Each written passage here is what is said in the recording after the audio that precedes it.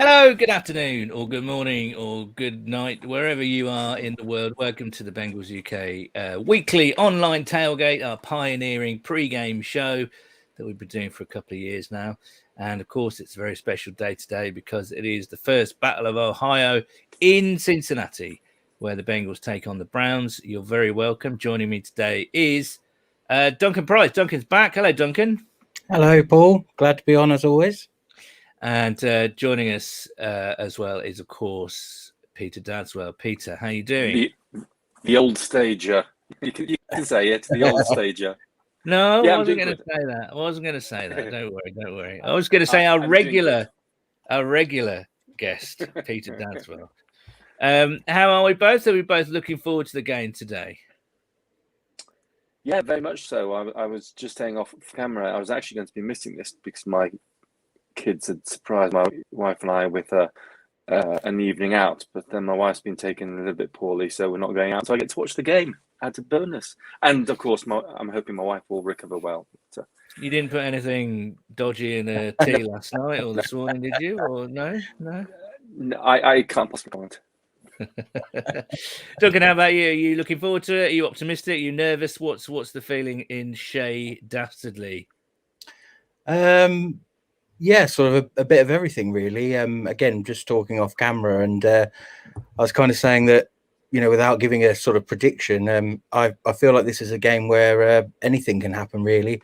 I almost wouldn't be surprised at any scoreline, good or bad, for the Bengals. So, but it should be interesting, that's to say the least. Absolutely. And it's a big game today, obviously, as I say, Battle of Ohio. Here's Joe Boy looking much more relaxed. No suit today, just wandering in, cool as you like, into Paul Brown Stadium. And of course, we also are graced, or at least not we, but the people of Cincinnati, the people of Paul Brown Stadium, which I understand is a sellout today, will be graced by this person. He is in the house. Chad is in the house. I believe he's ruler of the jungle this week. Is that correct? I think it is. Yes, so no doubt he'll be very quiet about that. No doubt. He won't have much to say at all. Paul, I don't know if you saw a bit earlier on that he tweeted, and I think it's reference to the COVID protocols that he can't get to meet T. Higgins, Tyler Boyd, and Jamar Chase after the game because he can't get and to get their autographs. He can't go in the locker room. To which Tyler Boyd tweeted back, "Oh, I'm sure we can sort this for the goat, the goat emoji." Right. So yeah, I keep getting confused when anybody says goat. I still imagine it to be an actual goat and an actual goat. Yeah, I've still got to wise up to that, really. Today we've got some live music. We've got some live music from a Cincinnati-based musician from the group St. Mary's St. Michael. So here, Tyler from that band is coming up in a little while. All being well, we'll have Jeremy from Paul Brown Stadium, and judging by the photographs that's coming out of Paul Brown Stadium. This is from Paul Dana Jr. I mean, look at the day. Look at that. Yes. What a beautiful day. Crisp autumn day.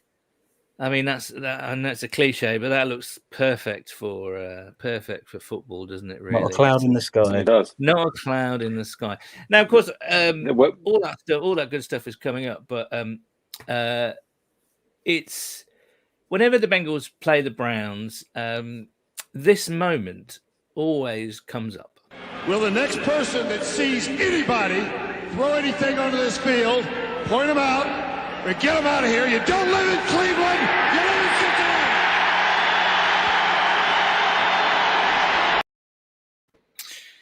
I mean, it's still such an iconic moment, isn't it? I mean, I was going to give you the perfect. I was going to give you the perfect segue into that by when you showed that lovely picture of Paul Brown Stadium. I said they were certainly not going to be throwing any snowballs on the pitch today. Looking at that weather, that would have given you the perfect segue. No, that was iconic.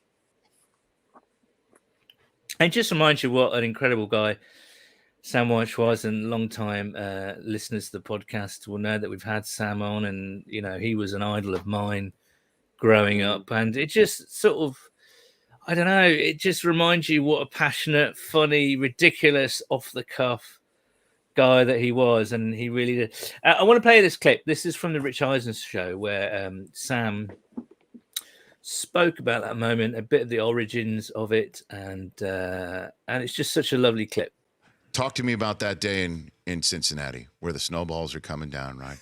and your famous moment where you get to the microphone and you tell everybody you don't live in Cleveland, you live in Cincinnati. Walk me through what happened. There had been an incident in Denver the week before. Commissioner sends out a memo. Don't let this get started around the league, throwing snowballs.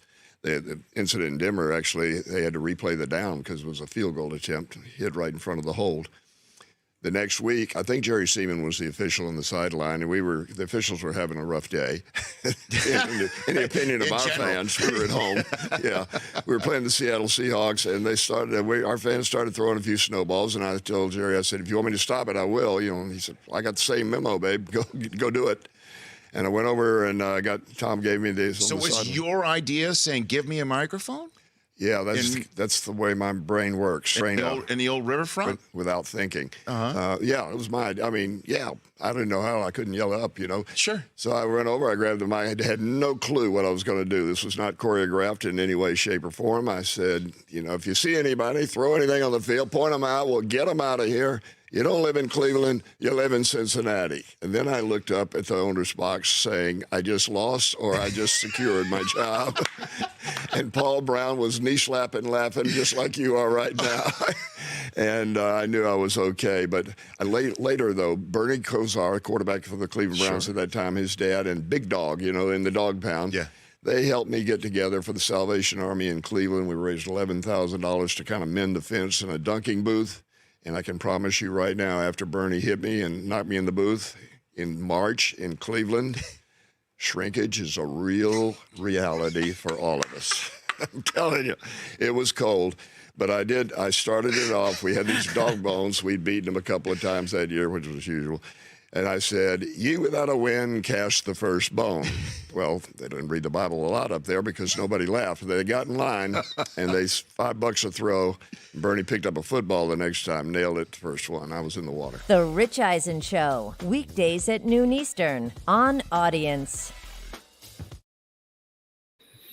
Well, there we go. There was the irreplaceable, brilliant, inspirational Sam White there. And yeah, it's funny, isn't it? Because he mentioned there that the Bengals used to beat the Browns pretty regularly. There's been some ding-dongs. I mean, the Browns were good in the 80s, but as we were, and it was sort of up and down in the 90s. But I think we pretty much had their number during the 2000s and 2010s. But recently, it's been much more even, hasn't it?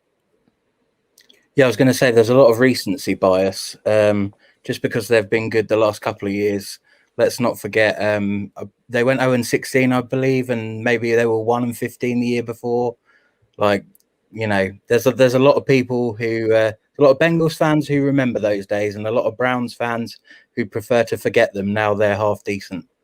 Absolutely. Well, it wasn't that long ago. No, it was not. I remember one of our meetups about 5 years ago.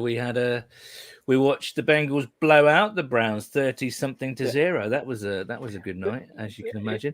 Going back to that video, one thing I did notice, and for the first time ever today, I've watched that video so many times. Check this dude out. Now, I'm quite. First of all, if anybody out there knows who that dude is, standing next to Sam on the sideline, let us know. And B, I've got complete knitwear envy there. Look at the coordination between bobble hat and cardigan there. That's something to behold, isn't it? I'm sure you can get that in the NFL shop these days. You must be able to. Imagine if the Bengals had brought that back just for a limited edition. I think I might be in play for that, I must say. Duncan, would you be seen out and about in that? Well, everything comes back into fashion about every 20 or 30 years, doesn't it? So I say no, but you never know. 10 years down the line, I could be supporting that out on the streets of Brighton. So yeah, absolutely. never say never. Absolutely. When we play the Browns next, so at their place, Paul's going to be on the podcast hosting it with similar knitwear, aren't you, Paul? Am I really? Well, we've got someone calling in. We've got a few comments. I can't possibly comment on my knitwear choices. Well, if you want. Jamie Rowe, who's normally with us, says hello. Time to see how my backup DD does today. Will he be Jeff Driscoll or more of a Brandon Allen? I think he's more of a Brandon Allen against Houston last year, to be honest with you. I could look a few up, Ceiling Cat, hello Ceiling Cat. Houday, Battle of Ohio in all black unis, LFG. Stuart Rowe, Jamie's dad. Hello from the Rowe household in Yorkshire, including little Jamie. And Andrew Knott says that's a strong look. It is indeed. Let's bring Ross in. He's been waiting patiently. Ross, how you doing, my man? How you doing, mate? Good. What's going on today? Oh, not much. I'm sitting in here with currently two football games on, so I'm enjoying myself before the big one. So who you watching at the moment? I've got West Ham, Liverpool, and then I've got Rangers on the tablet. So keep myself and going. What are the latest scores? Oh, that would be spoiling it. I don't want to tell him that it's recording. No, two home victories so far. That's all I'm saying. Okay. Wow. Very good. So today then, Ross, what are you saying about today? Yeah. To be fair, I've been the last few days. I've been back and forth. My problem just now is I tend to get too high and then too low. The last few weeks, of course, I was absolutely gutted losing to the Jets. Thought that would be pretty much a walkover, especially after the Ravens game. I thought, we'll roll in and we'll beat them. So I'm somewhere in the middle just now. But I would like to think that it would be a home victory, but might be very close. So you think it will be a home victory today then? Yes, just about. As long as we can, I'm hoping the good version of the defense shows up. So plenty of containment on Chubb, hopefully, or any sort of running game we've got. As I say, I'm not completely clued up on the receivers past Beckham, but him not being there, hopefully, maybe Baker will struggle a wee bit. Famous last words, of course, here. And of course, he always plays well against the Bengals, though. That's the only problem. But he's never had a torn-up shoulder before. No. So we'll see. Ross, we're going to move on because we've got someone else waiting to come in. All the best, mate. Have a great afternoon. Houday. Houday to you, pal. Houday, mate. Let's bring in Tom. I don't know if he's actually... is he there? Let's try and bring him in. Tom, are you there? No, he's not. Pete. Yeah, I was going to say, I've got some inactives if you want them. Yes, go ahead. Right, okay. So Chris Evans is active. There was a doubt on him. And the interesting one is that Tyler Shelvin is active for the first time and could make a debut. Yeah. And I think that goes as much to show that we know that we're going to have to stop the running game and they're getting stout up front. Likewise, Hakeem Adeniji is also active and could make his season debut. Inactives, we've got Trent Irwin, Auden Tate, so there's two wide receivers down, Hargreaves, which was expected, Big Fred Johnson, and Cam Sample. So we're down he had a few injury niggles this week, didn't he? So maybe that's why they brought Shelvin in to bolster the. And just very interestingly, the Browns inactives include a couple of defensive tackles, including our old friend Andrew Billings. He's not playing against us today. Okay, cheers, Pete. Let's try again with Tom. Although he's just gone off again. Tom, don't keep going off, man. Hold on. Is he coming back? Yes, he is. There you are. Tom, unmute yourself. Let's see your face as well. I can see your ceiling. You've got a lovely ceiling, Tom. Welcome to the tailgate, mate. Oh, he's gone again. Well, that was brief, short and sweet from Tom. He has a lovely ceiling, so thank you very much for showing off your ceiling. Learn something new every day. Exactly. Ceiling goals there, I think. If anyone Michael else wants to Smith, come on and show us their ceilings, then please feel free to do so. I quite enjoy welcoming people on because we can see inside people's houses. I like being Oh, nosy, and you're such a voyeur. I am. I do like to see what people have got going on in their houses. Michael Smith, it's the big one next week, Leamington versus Southport. It is, Michael. I will be there, all being well. Darren Wright, Who Day, hoping for a better performance than last week today. I think we all are, aren't we, Darren? It can't get any worse, really. Let's face it. Matthew Cattrall, Who Day, guys. Who Day, back to you, Matt. Hope you're well. And Jamie says, is Tom's ceiling where Ceiling Cat lives? Maybe there's a connection there between the two ceilings. Obviously, while we wait for Tyler from St. Mary, St. Michael to come on, what are your thoughts about Odell Beckham Jr.? He's not been playing that well. He's not been playing that much in the past year or so because of injury. And now I wasn't surprised with all the hoo-ha because you just kind of expected it with him sooner rather than later.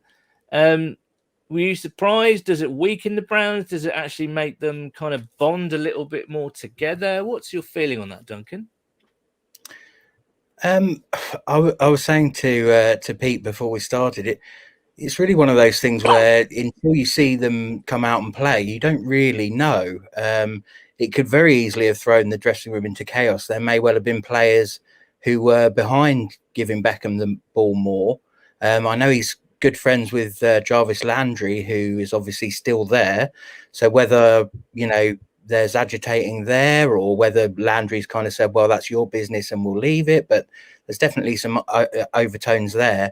But then equally, like you say, it can act as a catalyst to kind of band everyone together and say, F that guy sort of thing. And, let's go on without him. We don't need him, that sort of thing. So it's very difficult. I mean, on the player himself, I watch Pro Football Talk. Don't judge me, because I know there's a lot of Florio haters. But I just like the NFL content every day. And I think Peter King was on there, and he was basically saying, is OBJ anymore? He was 2-3 years ago, but he's done nothing in for the Browns really to show that he still is that player. So why is everyone kind of fawning over him, saying he's going to do this, he's going to do that if he goes somewhere else? He's really got to go somewhere else and actually prove that he's still got that ability. I mean, that's spot on. He's not the New York OBJ, and he never has been since going to Cleveland. It looked a strange match in the first place. The stat that was the most telling for me is he played 29 games for the Cleveland Browns. He missed quite a lot, but he played 29 games. He got 7 touchdowns in that. 7 touchdowns in 29 games. Let me give you a perspective. Jamar Chase played 8 games in his NFL career. He's got 7 touchdowns. The Browns have actually done well when he's not been there. The only question is whether the circus that has surrounded him and blown up in the last week will have an impact on the locker room, as Duncan alludes to. The Browns are used to having a circus around them. If it's not one storyline, it's another. So it probably won't have any impact on the field. I don't think it'll change much because he wasn't producing anyway. We know that because of his injuries, check down Charlie Baker Mayfield isn't going to be able to get it very long anyway. He's going to be relying upon the running game. I don't think it's going to change their game plan against us anyway. Well, we'll talk about the game a little bit more. Now I'm delighted to say we have our musical guest waiting in the wings. He's got a lustrous beard and a very full head of hair, which I can see him combing back now. Let's welcome in from the band, St. Mary, St. Michael. It's Tyler. Tyler, how you doing, man? I'm doing great. How are you guys? Let me put you big. Let's see that beautiful hair. Welcome. Hi. I'm being welcome. Thank you. So, Tyler, thank you so much for coming on. As I say, we try and get some lovely music here from time to time. Absolutely. You own a band called St. Mary, St. Michael. Tell us a little bit about the band. We'll obviously ask you where people can find your stuff a bit later on. But yeah, tell us a little bit about the band. Where are you in Cincinnati? How many of you in the band? What kind of stuff do you play? Tell us more. Yeah, so currently I live and operate a studio in the northern area of Cincinnati. We call it Sharonville. Yeah, the brief history of the band is I'm actually from Tennessee. I went to school outside Nashville, and I moved up here, new life, new whatever, and started writing music, hired moved into a neighborhood that had a very, very talented cellist named Michael Ronstadt. We just got together, jammed a little bit, recorded some demos. And then I went on to put out an album where I just kind of started hiring out musicians just to have music, and played a little bit. And we were all very adamant that we weren't a band. It was me and hired musicians. This was in 2016. And 5 years later, it's the same four guys playing the same music. We actually put out a little project during the shutdown when the world closed up. I wrote a little song that I thought was relevant, and I was like, hey, let's just do an acoustic little thing just to say, hey, here we go. And the band was like, no, let's record a whole project. So we were all locked in our houses sending, files back and forth. And after that, it got some notice. And then we had to sit down and said, guys, I think it's time to admit that we're actually a band. I was going to ask you, at what point, after recording an album, after being together kind of since 2016, did you actually kind of allow yourself to admit that, actually, guys, we are a band here? It's funny because, I think right now we've got 3 albums plus this little quarantine 3-song EP. And it's been very much, I write the song, I say, hey guys, here's a song, let's do it. And the albums have evolved till they slowly have gotten some more control over the sound. And for this little EP, we call it Time is Standing Still. It's 3 songs, and my band has been very aggressively acoustic only. And then they finally broke me down. For this 3-song EP, we brought in some electric guitars and synth stuff and all this other kind of crazy nonsense. And since then I said, you know what, if I'm going to give you guys control, you can have it, but you have to admit it, so they wore me down. They ripped the folk right out from under me, and have turned this into kind of a I don't know if you guys are aware of the band Frightened Rabbit. Yeah. One of my greatest influences as a songwriter. They finally said, Tyler, you keep talking about how he influences you, so stop being so aggressively acoustic, and let's embrace the aggressive nature of electric guitars. So 5 years later, we're still a band. We're writing, recording. We do have some fun stuff in the works, and here we are. One of our so for a long time. Sorry, Pete. Yeah, one of our viewers has asked, where did the name St. Mary, St. Michael come from? Yeah, so where I went to school, like I said, outside of Nashville, there's a very dear friend of mine named Mary Michael Jett. She ended up moving to Cincinnati for other reasons, and then I moved up, and like I said, we've been friends for years. And we were actually at a concert one day, and we were joking around because Cincinnati is a very heavily Catholic town. And so we were joking around that if Mary Michael, because she's always said, you can't call me Mary, it's Mary Michael, that's her name. And I said, well, if you get sainted, do you Saint Mary or do you Saint Michael? And she made a joke that sounded like an indie band name. And I went, oh, Gibbs, it's mine, I call it. And, like I said, years later, it just, when I started writing and started to record, I didn't want to just be Tyler Carson. I felt like that limits what the band can maybe be later on down the road. I wanted an artist name that I could let the musicians dictate what we did. And I said, well, St. Mary, St. Michael, we made the joke. It's time to embrace it. So like I said, we put the first album out in I think officially it hit 2017. And when they were like, well, what's the band name? Is it Tyler Carson's whatever project? I said, nope, it's St. Mary, St. Michael. So there's the history of why I have the worst searchable name of all time. I always joke, if you don't put band after, you're going to get pages and pages of Catholic churches and islands and all these stupid things that have. I'm afraid I was that person when someone's our mutual friend sent me over your details, but I did get to your page, and it's just terrific stuff. So I believe you're going to play us a number or two now. So yeah, would you be kind enough to get going? Pull out a guitar. I like to do audience participation. So I write sad songs. That's my thing. I only write sad songs, period. Except I have one love song. That's coincidentally not about a girl that I happen to be in love with at the time. But all right. So here's the question for you guys. Do you want upbeat but still sad, or do you want bleed your heart out and make you feel bad about yourself? Well, we're about to watch the Cincinnati Bengals. Let's have an upbeat song. Yeah, we need upbeat, I think. All right. This will be a good Bengals song. This song's called, it's actually not been, we're in the process of recording it now. It's called Another Tuesday. And the band decided we wanted to write a song that was upbeat, energetic kind of. But instead of being I hate my life sad, we decided what would be mildly inconvenient. What just a series of things that make things inconvenient. And we figured Tuesday was the most inconvenient day of the week, because everyone agrees to hate Monday and there's satisfaction in that. But Tuesday's still early enough that it's not quite the weekend, and you have the rest of the week to not like what's going on. So this song is called Another Tuesday. Here we go.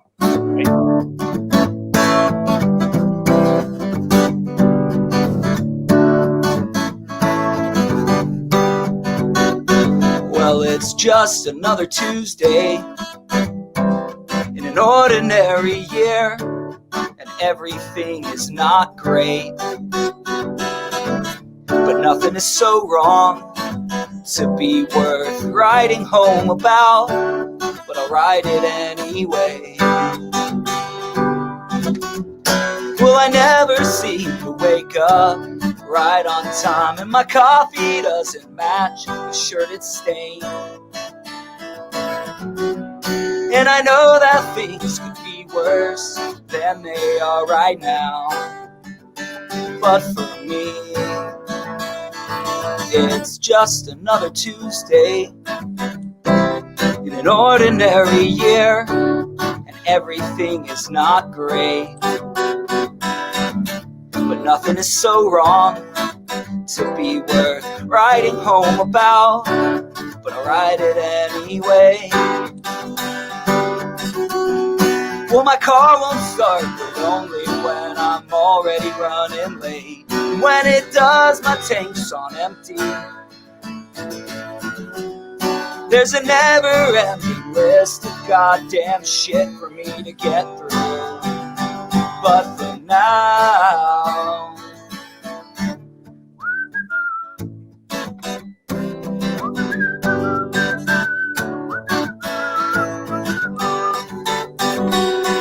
it's just another Tuesday in an ordinary year, and everything is not great.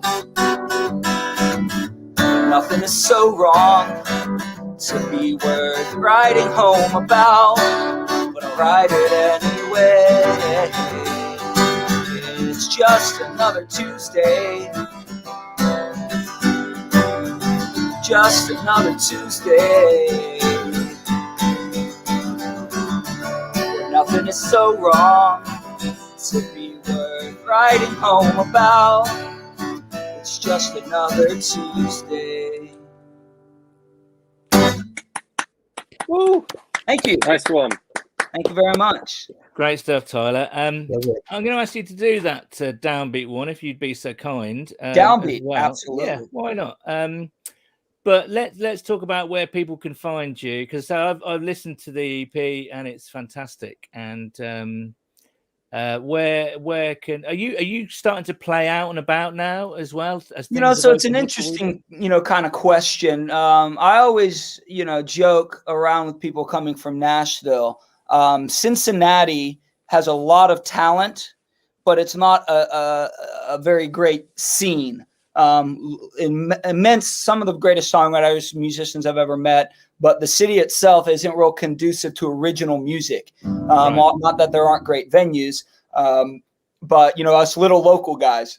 So because of the nature of my band, a lot of guys play out 3 nights a week to bar crowds, which is great. But that's a lot of work. I have a 2-year-old. I have a job. Everyone's got jobs. So we try to limit when we play so that when we do, we actually can bring people out and make it worthwhile. So that's all to say. I host an open mic on Wednesdays, which I give credit to songwriters. I love to do that. So I'm there every Wednesday.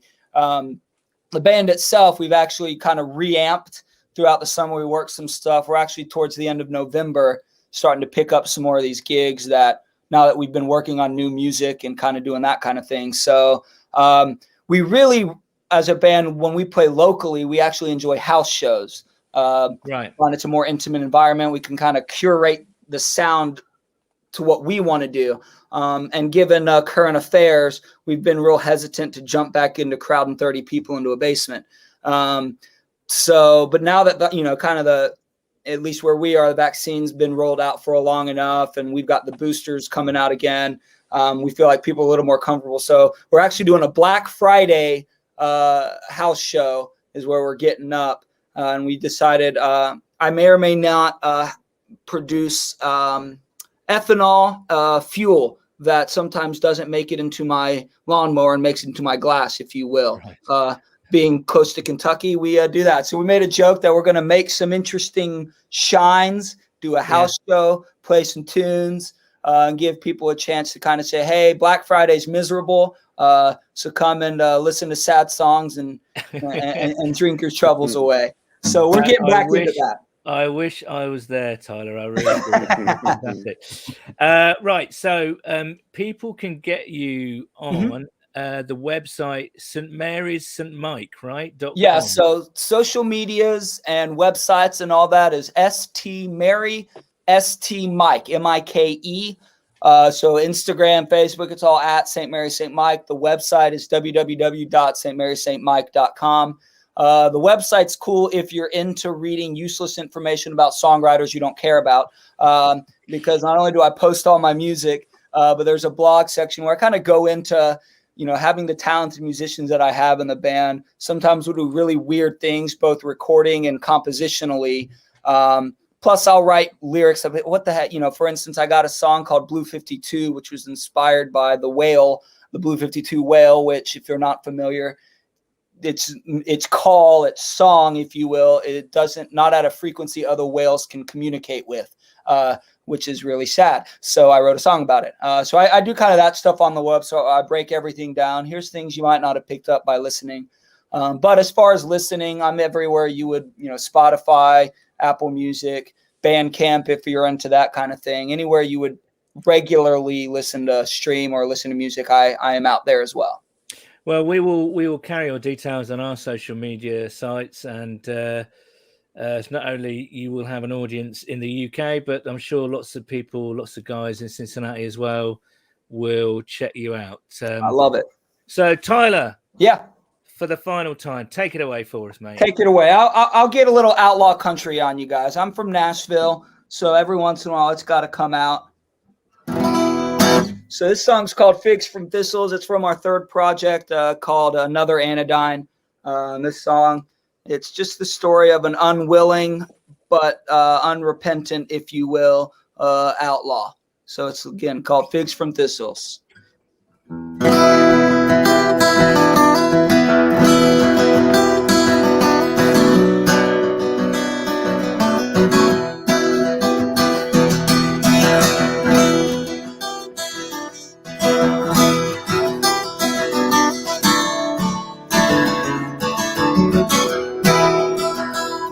I was young, I lived in fear, an angry man who was fond of beer.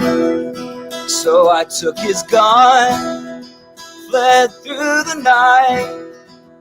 I learned to steal just to get by.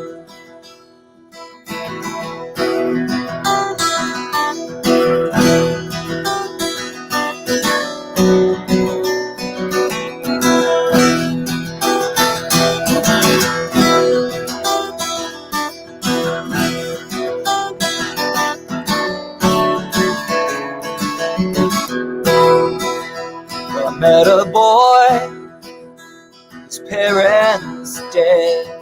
I caught him thieving from me while I slept. Now he's just trying to eat, he don't wanna die. So we steal just to get by.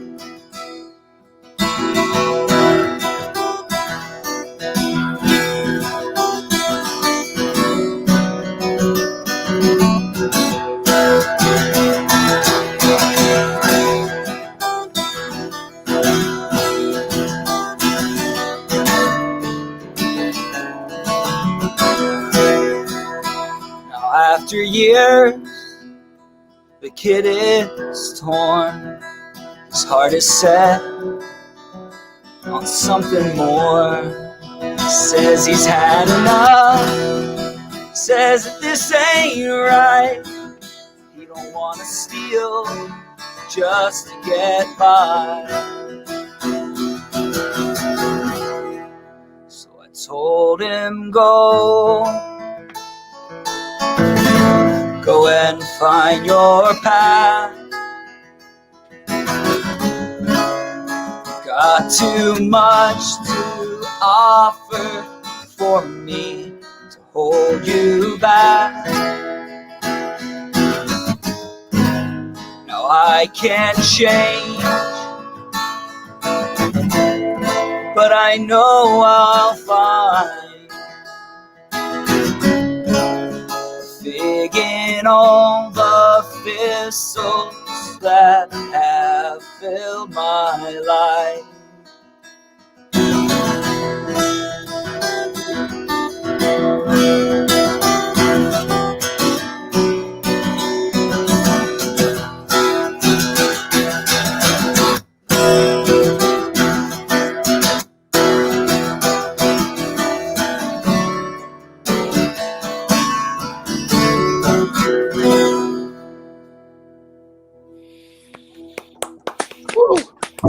Great stuff. Thank you so much. Thank you, Tyler. That was brilliant. Thank you so much for coming on. We really appreciate it. Thanks for having me. And do check out Tyler and the band stuff. St. Mary's, stmike.com. We'll put it all out on our social media. Check out their new record. It is very, very good, I must say. Tyler, mate, honestly, that was brilliant. Thank you so much. Thank you so much. Go Bengals. We'll see what happens. Have a great rest of your Sunday. I will. You guys too. Speak soon. Bye now. Thanks, Tyler. Oh, there you go, Duncan. Your pride of place there. Oh, well, wasn't that fantastic? That was Tyler from St. Mary, St. Michael. That's Thank you good so stuff. much to him. I do like having a bit of live music on the show because I'm not really going in to see any gigs these days. So I'm like, oh, this is brilliant. It's live music. I literally went to my first one on Wednesday. And how was it? Years. It was absolutely incredible. Blew my mind. So, but the band I went to see are very well known for their incredible live performances. Anyway, Who did you go and see? Biffy Clyro. There you go. Yeah. Then. So, I went to see them in Southampton, and just to hear live music, just to have it like reverberating through me again was just like blew my mind. So that would be something good to get back to. Your point is, I was just about to make the exact same point, Paul, that I love it when we do have live music on. It does just create a different ambience, and as you said, we don't get to see as much of it live as we used to. And we've been lucky this year, haven't we? We've had Nick Johnson, who was fantastic. We've had the guy from Sheffield, whose name I can't remember, almost shamefully. And now we've got Tyler from Cincinnati. That's amazing. We do have something special for the Vegas tailgate, so you must tune in for that. Let's talk a bit of football. We're waiting for Jeremy from PBS to join us if you can. Now, we have, this is Nick Parker on Twitter sent us this picture. Spent the last hour or so trying to explain the rivalry between the Bengals and Browns to my mum, who was going to keep an eye out for the score tomorrow morning, hoping it will make the news on Classic FM. But she was keen to show her support. Houday with a nice rosé. # senior fans. Nice. Well, Nigel's mum, it's very nice to meet you, kind of. Look as though you're comfortable. Absolutely. I envy that chair very much. That looks really comfortable. But yes, thank you so much for that. Andrew Knott says, feel this game could be about which D-line is the most effective. We have to sell out to stop Chubb. On their side, we have struggled versus good D-lines at the Bears, the Jets. Give Jonah help versus Garrett. No idea who is going to win right now. Brady Hunt says, well, even if Baker is hurt, Mike White didn't need to throw more than 5 yards a toss last week to beat us. Got to adjust. Also, Browns D-line is good. That battle will be a big part of this game. And, of course, the Browns D-line is arguably, one of the best in football, isn't it? It's up there, certainly, with Chicago, and I would say it's better than Chicago. And, Andrew's correct. Whenever we played really good D-lines this year, we've kind of struggled a little bit, haven't we? And, it's all about taking care of the football, taking care of Joe. Any thoughts on that, Duncan? Yeah, I mean, like you say, we have sort of suffered against good D-lines, and, the Browns is one of the strongest in the league. I think anytime you've got someone like Garrett where you almost need to double him to keep him away from the quarterback, obviously that exposes holes elsewhere. And if you've got someone very good in those positions too, then it's very difficult to stop him. I would guess Hopkins is starting today.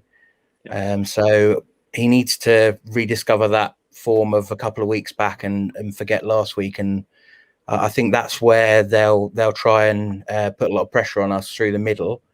And then obviously as that comes through, then Garrett will come around the outside. But I'm not overly hopeful that we'll be able to stop them. But I hope that we've got a game plan to negate them, if that makes sense. Yeah, I don't think you can stop Myles Garrett, can you? You can't stop Clowney. And Malik Jackson is a good player as well. And you just have to limit them, don't you? You just have to limit them. Yeah, but recently they've been moving Garrett all over the line. So not only does he line up extremely wide, which does open up avenues for our running game, but they've also been moving him inside. And I suspect he will target Carman. I think he'll want to have a go at the rookie first of all. So we need to be very astute. We need to be aware of the stunts that he may try just to get to Burrow. But you're right in a sense what you say about when we've come up against tough D lines, but that was the first 2 games of the season. The Vikings and the Bears, we did struggle going against them. Since then, we've been very good protecting Burrow, I think. And the Jets last week, Pete, the Jets were, they were getting penetration on pretty much every snap in that first half. Well, but tell me how many sacks there were. 1, 2? Well, yeah, no, that's right. But again, sacks aren't necessarily everything. It's all about kind of collapsing the pocket and pressuring. And yeah, you're right. We did put up 31 points, and we should have won that game if our defense had turned up. And we put 30 points in each of the last 2 games. I don't know. It is going to be one up front. O-lines versus D-lines. That's where this is going to be won. But you only need to give a little bit of time to Burrow, and we've got weapons outside that he will find. And we know he actually likes being blitzed. He likes the pressure because he knows that creates opportunities one-on-one for his wide receivers. We'll see if Jeremy makes it. So let's get on with our foodie bits and pieces. But first, let's start with Moz, our beer recommender. Hi guys, Moz here with 2 beers I recommend. Coming into Sheffield at the minute, on the way back home. Spent a few nice days with my dad up York. So yeah, I thought I'd do a video now because it's going to be a bit late, I think. Looking forward to the game, kinda. After last week, I'm a bit scarred, I think, from Supermarket White. But I think we've still won. That's great. First beer I recommend is a beer I had yesterday. It's called the Dreams of Brew York. It's a sour beer. It's a cranberry, cherry, cinnamon sour beer. It tastes like pie filling. It's really, really tasty. It's 6.5%, so it's not too strong. And the second beer I recommend is a Latvian beer from Arpus. It's a Citra Max and Alma hops, double IPA.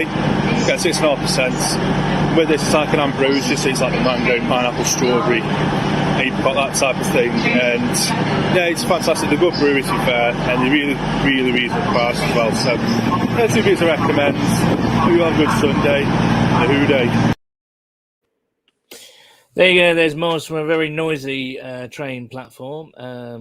I think he was on the way back from York, he said. I'll put the beers up on our social media in case you missed those tomorrow. I was going to say, was that a train letting off steam, or was it Moz opening one of those beers, you know? Well, it could have been both, I think. You never know with Moz. Good point. Right. Okay. So let's have a look at some food stuff. We're starting to get some Christmas bits and pieces in. We've got the old Pigs in Blankets flavors crisps. I think they're going to be a hit, aren't they? Are you a big fan of the old? I think Pete might have some there. You know, live review. Have you? What are you saying, Pete?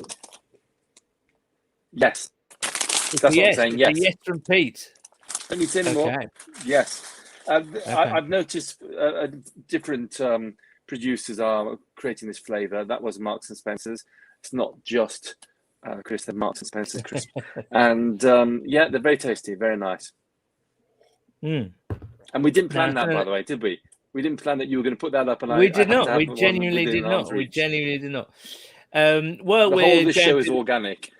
Exactly. Unlike those crisps, probably.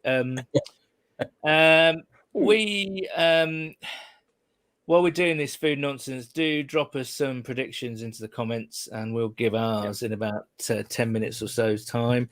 This caught my eye earlier on today. Mr. Kipling, the famous cake manufacturer in the UK, is now making its own ice cream. A French fancy, which is like a little cake encased in icing and fondant bit underneath. They're very nice. And a Viennese whirl, which is kind of 2 shortcake biscuits with a buttercream and strawberry jam center. They're making their own ice cream. Now, I'm very interested in this, I have to say. Not in any way trying to pass off being Haagen-Dazs. That's very true. There is definitely a similarity, isn't there? But I didn't really notice that before. Well, that's a good shout. I'll definitely give it a go, but I've been a bit disappointed with these themed ice creams before in the past. You know, they do like Cadbury's do like a flake one and a Oreo one, but it's basically just vanilla with a couple of tiny bits of like Oreo or whatever in it. So I'd give it a try, but I wouldn't have high hopes. I'd hope to be pleasantly surprised. Okay. What about this? Chocolate hummus? No, it's a no from me either. I'm not a hummus fan. I think it's what the devil puts on his athlete's foot. It's awful stuff. Right, I'm definitely not eating that anymore. Not that I do that often. Now, someone brought this to my attention, which led me off down a bit of a rabbit hole. So basically, as you can read, on Friday we had chips and curry in a cob at Merthyr Town FC. Today we raised that to a match day doner kebab and chili sauce pie at Bonnie Rose Athletic. Doner kebab and chili sauce pie, anybody? That could work. Yeah, I think that sounds quite nice, actually, to be fair. Not for me, but what I would say is that there are plenty of football clubs, especially non-league clubs, who use local producers for their food, and they have much better food than some of the stuff that we get in some of the bigger grounds.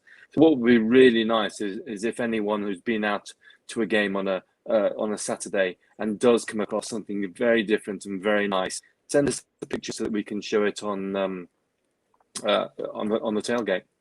Definitely.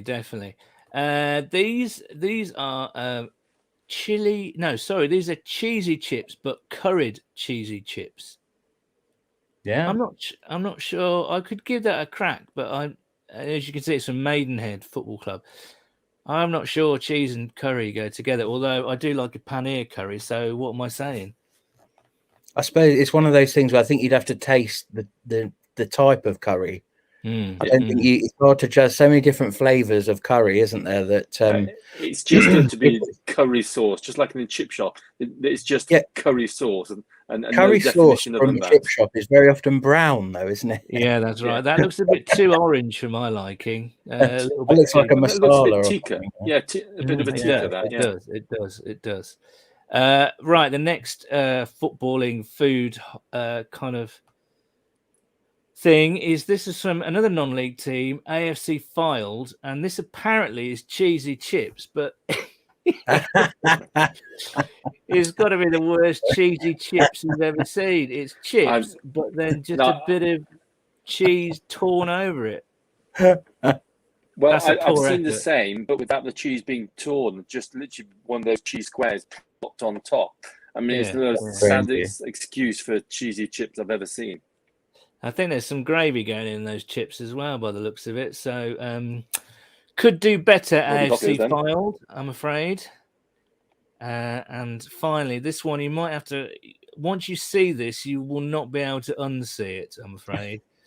This is from Stevenage, and I am told it's a sausage, but that doesn't look like a sausage to me. That Pete's face kind of says it all. That's not a sausage, is it? It could be. I'm going to go a bit niche. I'm going to go a bit niche with a reference here. Have you ever seen Blackadder with the Comte de Frou-Frou with the huge suspicious-looking sausage that looks like a horse's? Yeah, that's what that reminds me of. I think the problem with that is you're told it's a sausage, and the only way you'll know it actually is a sausage and not what you actually think it might be is by tasting it. But you daren't taste it in case it is exactly what you think it looks like and not a sausage. I mean, all I'm saying after that, I'm even happier that I'm a vegetarian now, I have to say, because I think you are taking your life in your hands when you eat food. It is a bit mystery meat time, isn't it? Absolutely. I've gone on record. I've gone on this show a number of times and commented about the variety of food available in the States compared to here. Let's just take it to sporting events. When you see the tailgate and you see the food available in some of the grounds, it's so sad here what we have, or lack of quality disgraceful. Food. And the way they the way they treat their customers, for want of a better phrase, fans, supporters coming to the sporting events is terrible compared to American. I mean, a lot of the American sports are all engineered around the fan experience, and there's a lot we could learn. Let's put it that way. But what gets me about American tailgates is that you're not paying for this food. It's people you bowl up to, say, the Bomb Squad or Bengal Gyms, and there are tables full of incredible meats and burgers and all sorts and booze on tap that you can just kind of go and help yourself to. And it's like, how do these people do it? It is genuinely incredible. It really does take your breath away. And I do.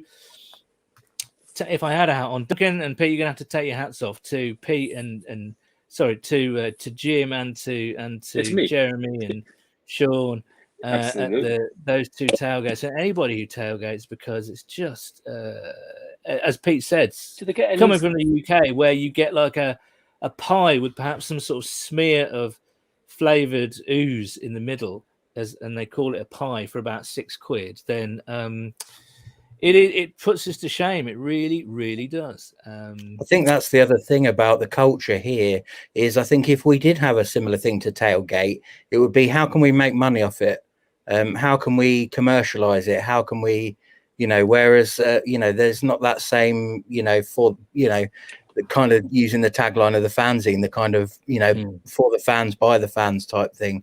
Over here, it would be, we're going to have a tailgate. Yeah, it's £15 and you get one drink and maybe a sandwich if you're lucky. And, But that's what it would be like. So. I think it's the history of it. We have a long history in sport, and the sporting events are put on, and spectators going to them are a byproduct. Whereas in America, everything is centered around the spectators. I mean, you've got the 7th inning stretch in baseball where the game stops so the fans can get up and have a stretch. Yeah. Everything is centered around it. Yes, around TV advertising and what have you, but it's all around the fan experience, and that includes the catering. News coming in from Full Brown Stadium. Ben Baby says that Hakeem Adeniji is starting with the first team offensive line in warm-ups, which indicates he'll get the start today over rookie Jackson Carman, who is healthy. That's very interesting, isn't it? Yeah, that's a bit of a turn up for the books, isn't it? That having been said, in the Lions game, when we all had to get together in London to watch it, and we saw the warm-ups, and we saw that, and they announced that Trey Hill was starting, and he was warming up as well. But then I don't think he did. I think Hopkins started. So whether or not that actually pans out, I don't know. That would be a strange one because the Carman's supposed to be fit, isn't he? That's right. Brady Hunt says the tailgate is all about the alcohol. It makes the food better. And Andrew Knott says need a lot of booze for that Stevenage sausage. You're not kidding, Andrew. I think all the booze in the world wouldn't make me that sausage.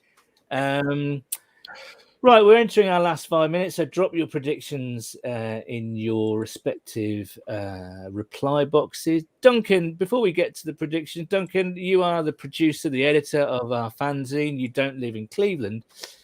Tell us where it is in production, and if people want to contribute, how do they get in touch? So the best ways to sort of contact me is probably through social media at Bengals Fanzine. All the information there, there's email address and everything like that is there as well. But that's BengalsFanzine@gmail.com if you want to get in touch.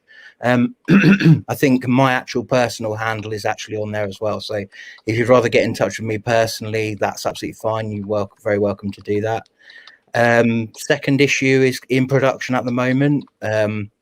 We're full for submissions and everything. So but if you would like to get involved in the future, obviously, hit us up. Let us know what you'd like to do, whether it be writing, poems, pictures, cartoons. You might think, well, I can do this one particular thing that, will that be useful? Probably we can work out some way that it will be. So,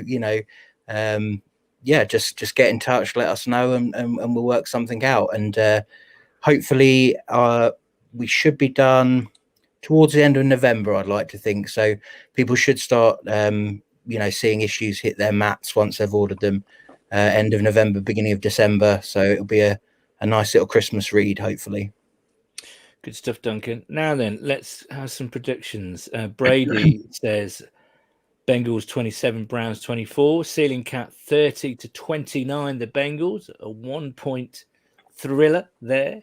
He also says, I had a feeling Adeniji would play guard. He's small for a tackle. I think the issue is here, Ceiling Cat, is that he's literally just back from injury, and Jackson Carman's been, they've been showing faith in Jackson Carman. Maybe they just wanted to take him out of the firing line because of Cleveland's very, very dangerous defensive line. But again, quite a surprise on that one. I thought he'd be mixed in a bit slowly, rotated in a bit slower than that Adeniji, Pete, let's have a prediction, mate.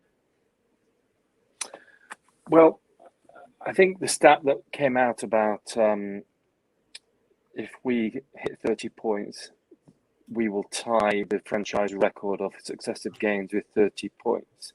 And I think we're going to do it. I think the offense is now clicking. Even when we had the terrible game against the Jets, we still put significant points up. It's going to be all about the run game. For the Browns, we need to be able to stop it. Ultimately, I'm going for a Bengals win, unsurprisingly. Bengals 31, Browns 24. Duncan, how about you? Heart says one thing, head says another. I'm going to go for 30-24 to the Browns. And the one reason I'm going to say that is because we're the team to beat this time. We're the team to beat this time. And I just feel like they've got a thing they're going to have a bee in their bonnet about they're above us, they shouldn't be, they're not as good as us, blah blah blah. And I just, much as you don't like to see one game carry on to another, I mean, we all thought we were going to beat the Jets because we beat the Ravens. Didn't necessarily like what I saw out of the defense last week, and I think it's going to be a tight one. And like I said before, I wouldn't be surprised if we blow them out or they blew us out. But I think it's going to be close, and I just unfortunately think they're going to edge it. But obviously, again, as always, fingers crossed, hoping that they don't. Sinning Cat says, "Dastardly Duncan, how could you?" No, I should have. I'm going to balance the books out and say that I think the Bengals will edge this one. It is a coin flip game. I think Browns have some very good players. They've had our number the last couple of years, although that last game at PBS, yes, was an absolute that's the point. stunning. We were a better team than we were last year, and they only just edged us last year. And no team has even looked like blowing us out this season so far. So, if we can limit Chubb, if we can limit Garrett, I don't think Baker will be rolling out as much. I don't think he'll be doing the Baker bootlegs as nowhere near as often because of his shoulder. They're there for the taking, I think. But we have to play better than we did last week, that's for sure. So I'll go for something like, I don't think they will score 30 odd points, but I think it'll be something like 24. I'm going to stick with what I said, I think, earlier on in the week. 23-17, 23-14, something like that. But yeah, let's see. Let's hope we see Bengals win together. Next week, we're having a week off because, of course, it is the bye week. Our podcast will continue, so join me and Nathan tomorrow night on Cincinnati. And, of course, the week after that, it will be our 150th episode. So do make sure you tune in for some surprises. And as Duncan said, get in touch with, what is it, at Bengals Fanzine on Twitter. At Bengals Fanzine, yeah. If you want to contribute and follow along, because Duncan will post details of how you can actually get hold of a copy once they're ready. Duncan, mate, it's always good to see you. Thank you so much for joining us today.